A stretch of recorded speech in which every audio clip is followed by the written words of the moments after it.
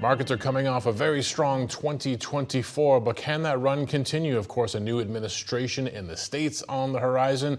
Equities near all-time highs. Joining us now to discuss is Christian Medeiros, VP and Portfolio Manager, Asset Allocation at TD Asset Management. Christian, great to have you on as we embark, fully now on a new year for investors. What's the consensus? What's the thought on the street as to what this year is going to deliver? Yeah, Happy New Year. So we can look at a couple different asset classes. So on the equity front, still quite optimistic, still fairly bullish. Pretty bullish consensus coming into this year. On the currency and central bank front, pretty big divergences with U.S. exceptionalism and USD strength being pretty much consensus across the street. And then thirdly, in rates, we see big divergence in what could be expected for rates. All right, three great buckets to start thinking. Let's break it down and take it from your first bucket there. Yeah, so within equities, Bloomberg does a great survey of all the strategists across the street. And they asked them what they expect for their price target for the year for S&P 500. And what they said is about 6,500 is the median estimate. So that's about 9% upside from here. That's 12% earnings growth, and then a mild amount of multiple contraction to get you to around that 9%. That's around the average, actually, for equities in any given year. But if we look at the last 2 years, 2023, 2024, analysts were a lot more negative because they were expecting a recession, a wider diversion of estimates. But this year, most of those estimates are right around that 6,500 target. All right, so perhaps more normalized returns for this year. That's on the equity side. Walk us through the next part of your pillar. Yeah, so central banks, we see big divergence. So after the more hawkish FOMC meeting in December, there's only about one, maybe 1.5 cuts priced into the Fed for this coming year. Canada, 3 cuts are expected. Europe, at least 4 cuts are expected. Whereas Japan, there's actually 1 or 2 hikes expected. And so what this means is that big rate divergences persist, and a lot of people continue to expect US dollar strength on the back of not just rate divergences, but also many of Trump's policies. Now, the rates are interesting, too, coming off of the central idea of where we thought we were headed in terms of rate policy. Perhaps we are still on the path we thought we'd be in Canada and the States, as you said, after that hawkish meeting. Perhaps not so much. Exactly. It seems like the market is expecting the Fed, because we have a little bit more inflation.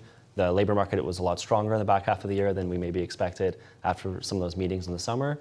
So as a result, the Fed is not expected to do as much as they once were. So that's setting up for U.S. rates to remain stronger than the rest of the world for a little bit longer, and that divergence has continued to favor the U.S. dollar. All right, that's the landscape where we think things might be, or at least where the street thinks might be this year. Of course, in a couple of weeks, we're going to have a new administration sworn in Washington. This is Trump retaking the White House. He definitely has some clear policy ideas. You're looking at some of the areas where some of those ideas could be impactful.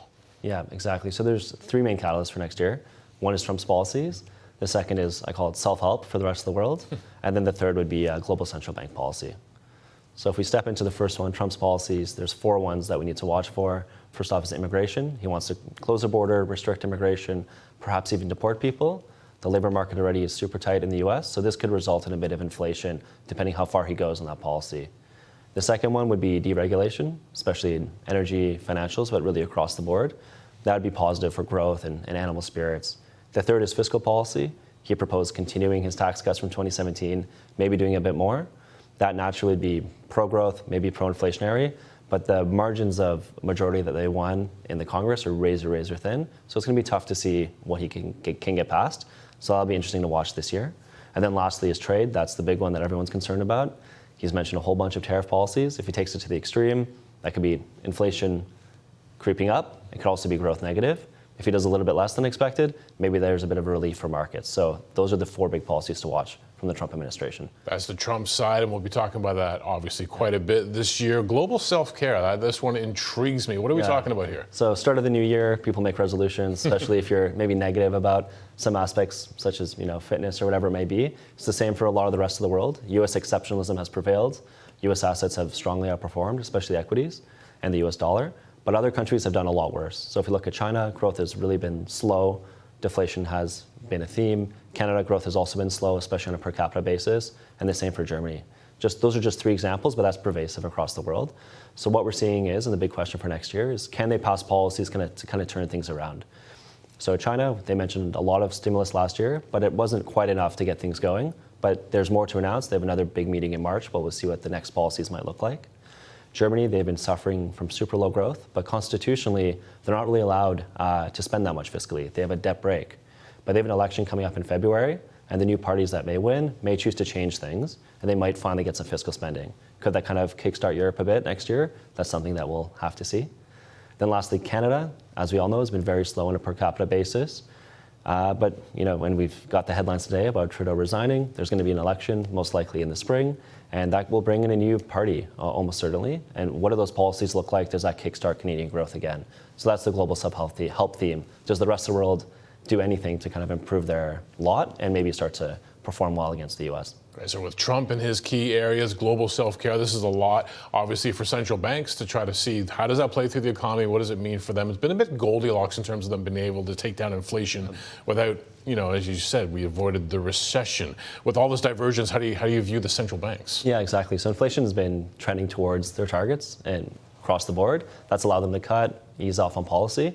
But as we saw with the U.S., the Fed's getting a little bit more hesitant. Only one cut is priced in. That's just because inflation still is a little bit sticky. The labor market is still quite strong. So if inflation does start to creep up again next year, we're looking at a very different outcome. We won't see as much easing as we expect, and that could be quite a big negative. But on the converse side, if growth is a little bit slower, we're going to see more cuts priced back in, and that's going to be continued easing for the market. So that real path of how far the easing path can go is going to be a really, really big tailwind for the market, or potentially a headwind. There's a lot there. You did a great job sort of breaking down the landscape. We put that all together and we take a look at the year ahead of us as investors. How do we think it plays out? Yeah, so I think the base case we all have to keep in mind is that U.S. growth has been and continues to be very, very strong, in excess of 2% on all nowcasting measures. It's supported by full employment, supported by good productivity gains, really strong corporate balance sheets and margins. So the outlook looks good for the U.S. and U.S. equities as a starting case. The second point is that there's a lot of uncertainty out there based on Trump's policies. Because of all the four ones I mentioned, I can find you one strategist or market participant that believes it will go one way, one that will believe it will go the other, and no one quite knows what it means for growth and inflation. So there's a lot of uncertainty there. The second is that Trump also injects his own uncertainty. We saw this morning, there was a Washington Post article saying that don't worry, the trade stuff won't be as bad as thought. And the writer goes, no way, it is going to be as bad as exactly, and that gave me flashbacks back to the 2018 period where the market would lurch up and down by several percent based on Trump tweets. So that's what we're in store for this year. So more volatility. So if we put this all together, what does that mean?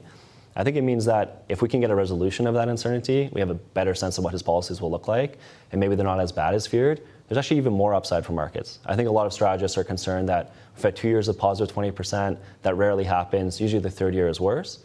But we saw in the roaring 20s and the 1990s, you can have a third year of really strong equity market performance.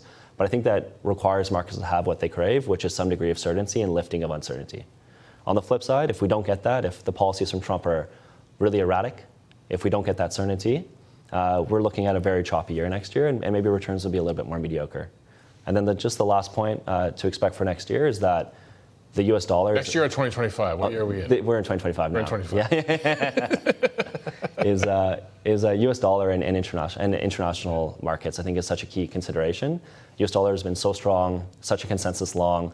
If that changes and weakens, that's going to change your expectations as a Canadian-based investor of how different asset classes will perform. So that's one main thing I'd look for next year is, does U.S. exceptionalism continue?